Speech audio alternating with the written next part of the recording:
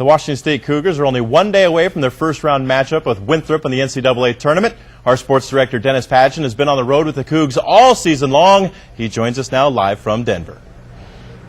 Keith, it's been a very interesting season for the Washington State Cougars. One of the things they've not been able to do is string 40 minutes of basketball together as of late.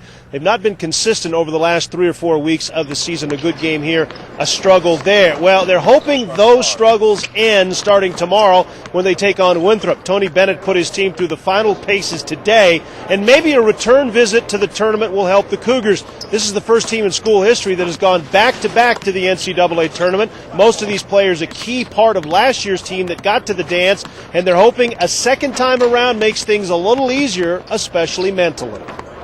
Being more mentally prepared, I think, for the games. Just, you got to go out there and play 40 minutes. Last year, even longer than that. But you got to be prepared to play 40 minutes, not just have a good half or a good stretch or anything. You got to go out there and put 40 minutes out on the floor. Should be easiest for us to get settled into the game, but the competition is still just going to be as tough, so we're going to have to bring it mentally and physically, and we're going to have to play our best games. Now, the Winthrop Eagles were a team that many people in Eastern Washington cheered for a year ago when they beat Notre Dame in the opening round of the tournament last year in Spokane. The guy who hit the game-winning shot in that game was DeAndre Adams. However, Adams was killed last May in a one-car accident.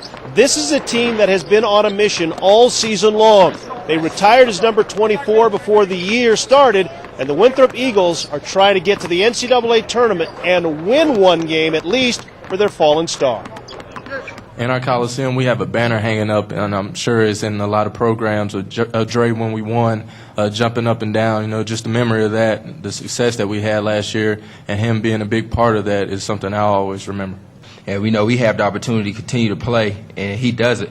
So, we wanted to take in, every day and practice, and we kept him in our memory.